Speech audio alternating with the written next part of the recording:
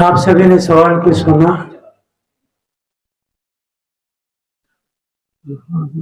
मृत्यु के बारे में, मौत के बारे में, अकस्मात, अचानक। हंसते हंसते भी लोग हिचकी ले लेते हैं। यह तो सच है कि मरना कोई नहीं चाहता, सब जीना चाहते। इसमें सवाल उठता है कि मृत्यु तो कभी भी किसी की भी हो सकती है।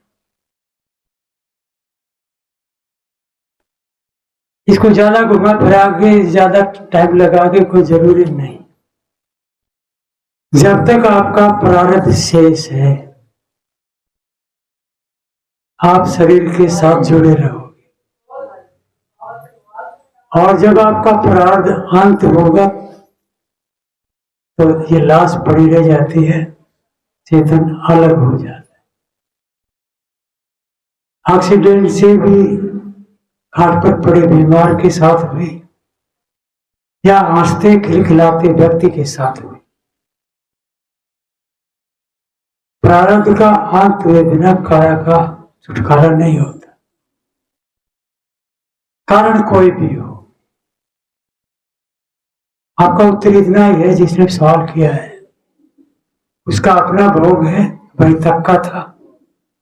जैसे कोई कमान से तीर निकलता है,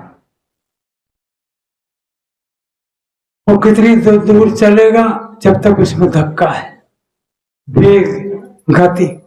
जहां उसका वेग समाप्त होगा, नीचे पानी हो, कांटे हो, साफ जमीन हो, किसी की छत हो, वही गिर जाएगा। ये उदाहरण बाहर के संत महात्मा देते। पहले घड़ी का ज्यादा सुनता था मैं। पहले इस घड़ी में चाबी देते थे और वो चलती रहती थी, काटा कटकटाता रहता था, और चलते चलते उसकी चाबी खाली हो जाती। इधर चाबी खत्म, उधर कांटा भी रुक जाता। तो निश्चिंत रहना चाहिए, कभी भी भय से मत जोड़ो। सदगुरु कबीर साहब का पारक भय से मुक्त करता है। आपका प्रारब्ध है, जब तक कोई आपको मार ही नहीं सकता, और आप कभी मर नहीं सकते। मतलब कभी भी देह से अलग नहीं रहोगे। और जब आपका प्रारब्ध समाप्त होने का टाइम आएगा, आपको कोई रोक भी नहीं पाएगा। मृत्यु अटल अचल है, निश्चित है। जब वो प्रारब्ध समाप्त होगा तभी मृत्यु होगी। इसलिए सदा भय से मुक्त रहो। बस इतनी बात है। बात बिल्कुल साफ दो टूक की है। बिना प्रारब्ध पूर्ण हुए मृत्यु हो नहीं सकती है। बस ठीक है, समझ में आया। चलिए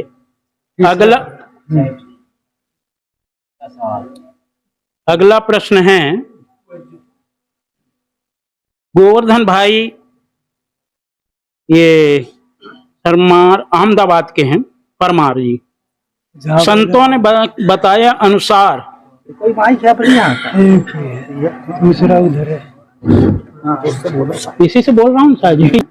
संतों के बताए अनुसार, इन्होंने गुजराती में लिखा, मैं इसके हिंदी के अनुसार ही बता रहा हूँ।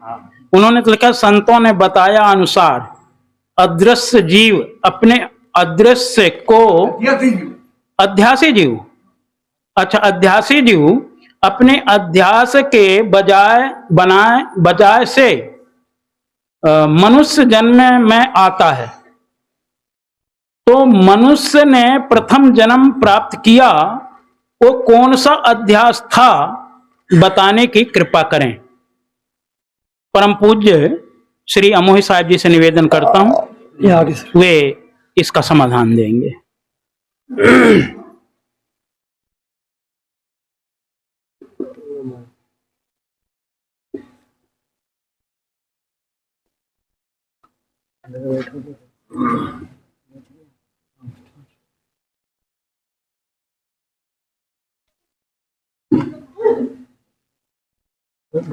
साहब को सवाल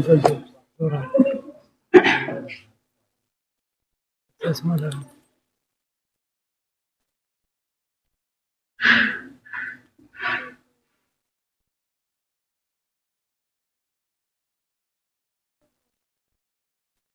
चश्मा निकाल रहा था तुझे निकाल लाइए दिया। सामने और दोहरा देता हूँ। संतों के बताए अनुसार अध्यासी जीव अपने अध्यास के कारण से मनुष्य जन्म में आता है। तो मनुष्य ने प्रथम जन्म प्राप्त किया, वो कौन सा अदृश्य था, बताने की कृपा करें। हाँ, अध्यास। वो जो जानते वो तो बोलेंगे क्या, उसको उठा दो बोलने वाला।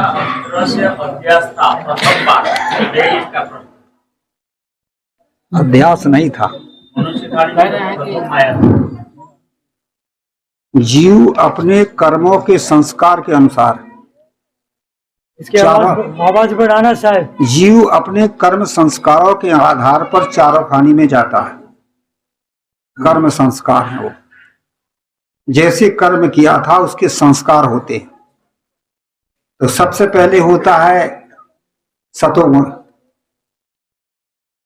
उत्तम संस्कार सतोगुण, और सतोगुण का होता है स्वभाव, जो उत्तम संस्कार सतोगुण, शांत स्वभाव, कर्म है भक्ति ज्ञान सत्संग सदाचार, और यही भक्ति ज्ञान सदाचार शुभ संस्कार से मनुष्य शरीर में लाता है। दूसरा है मध्यम संस्कार रजोगुण, भोग विषय ऐश आराम मौज मस्ती, इससे, और इसके हैं काम्य कर्म, इससे पशु पक्षी आदि खाने में जाता, पशु में वही तो होता है। तीसरा है तमोगुण, तमोगुण के जो है संस्कार, तमोगुण के शुभ जो है भक्ति ज्ञान सत्संग सदाचार, ये कर्म है। वो तमोगुण से होता तामस प्रवृत्ति, और तामस प्रवृत्ति के अनुसार जीव तमोगुण जो है कृमि कीट आदि खानियों में तामस प्रवृत्ति में जाता है। इसलिए ये संस्कारों के आधार पर जीव चारों खाने में जाता है। पर इसमें सब विषयों के अध्यास हैं, क्योंकि विषयों का अध्यास है तभी तो माता के गर्भ में जाता है, शरीर धारण करता है। इसलिए कर्म संस्कार लेकर के जीव चारों खानियों में जाता। उत्तम संस्कार भक्ति ज्ञान धर्म के हैं तो मनुष्य खानी, मध्यम संस्कार रजोगुण के संस्कार हैं, भोग विषय ऐश आराम मौज मस्ती तो पशु पक्षी। कनिष्ठ संस्कार है तमोगुण के हैं, लड़ाई झगड़े मार काट तामस प्रवृत्ति तो कृमि कीट।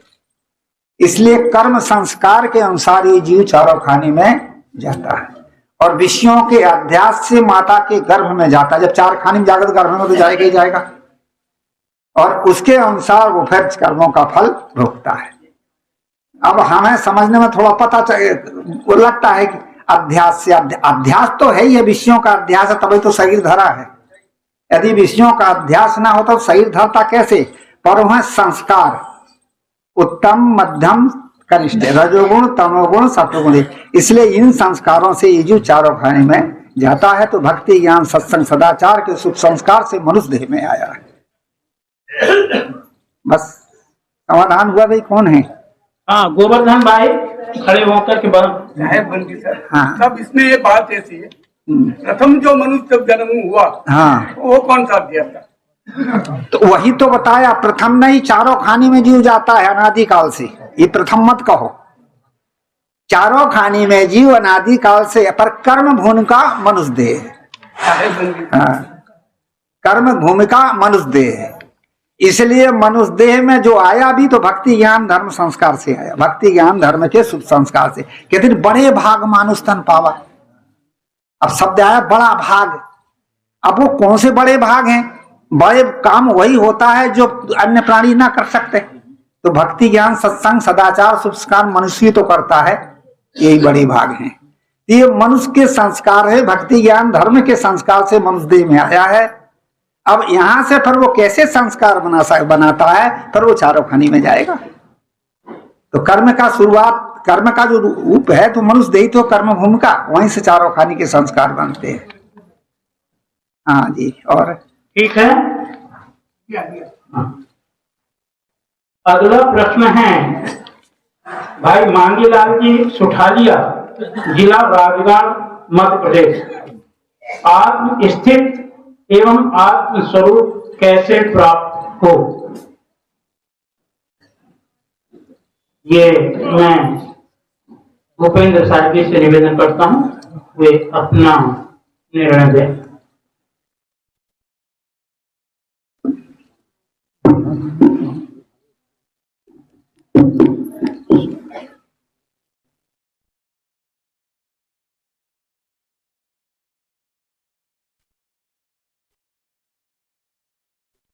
जो आत्म स्थिति कही गई है या आत्म स्वरूप, इसका अलग अलग नहीं है। सदगुरुदेव ने त्रिजा में सदगुरु श्री पूरन साहब जी ने कहा है कि जो ब्रह्मवादियों ने जो आत्मा माना है सब में व्यापक है, वो लक्ष्य यहां पर नहीं है। ब्रह्म में कोई भी जीव जाकर के नहीं मिलता है, और आत्मा जो व्यापक बताया है यहां पर व्यापक नहीं, यहां पर जीवात्मा कह देते हैं। तो ये कैसे प्राप्त हो? तो लोग कह तो देते हैं, कहने में बहुत कहे हैं कि बैराग कर लो और हो जाएगा, लेकिन पारखी जो वर्तमान में अभी पारखी संत हैं, प्रथम पारखी संत सदगुरु कबीर साहब जी हुए, और वो सर्व अध्यासों को मिटा करके विषय वासना और भ्रम को त्याग करके अलग हुए, उसको कहते हैं आत्म स्थिति। और जो ब्रह्म ज्ञानियों ने कहा है वो सब झूठी कल्पना, मिथ्या है। और आज भी वर्तमान में जो पारखी संत आपके सामने बैठे हुए हैं, आपके सामने जो उपदेश दे रहे हैं, ये संसार से उपराम है, ये आत्म स्थिति में ही है। इसको कहते हैं कौन सी, जो अभी जो चल रही वर्तमान में संत गुरुजन बैठे हैं, इसको एक तो विदेह मुक्ति होती है और एक जीवन मुक्ति। तो जो जीवन मुक्ति में है, और जो धीरे धीरे जब इनका प्रारब्ध पूरा होता जा रहा है, जिस दिन शरीर छूट जाएगा, अपने स्वरूप में ठहर जाएंगे, सर्व भ्रम भूल कल्पना और विषय वासना को तज करके। इसे कहते। बोलिए श्री सदगुरुदेव की। भाई मांगीलाल बैठे होंगे तो बताएं कि आपका समाधान हुआ? हाँ, ठीक। अगला प्रश्न है, इन्होंने अपना नाम तो नहीं बताए हैं यहाँ पर भाई ने, लेकिन जिनका भी ये प्रश्न है, जीव और चेतन, जीव, हंस और परमहंस किसे कहते हैं? इनके गुण लक्षण क्या हैं? प्रश्न दोहरा दें। जीव और चेतन जीव, हंस और परमहंस किसे कहते हैं? इनके गुण लक्षण क्या हैं? इसका उत्तर भी दिनेश साहब जी दे। चलो ठीक है ना साहब जी। ये माइक आपका चलता भी है कि नहीं चलता? हाँ चलता है, पर कम चलता है, उसको देख। हाथ लगाओ, चलता चल, इसको बढ़ा, चैंपों करते रहता है। इसको बंद कर दो, रहने दो, रखा तो ये बढ़ेगा सही सा।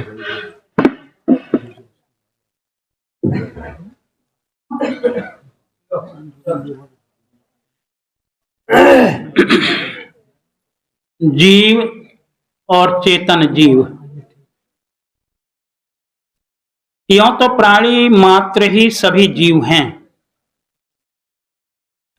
किंतु सबके अंदर चेतना भी है, जीव में कोई अंतर नहीं है।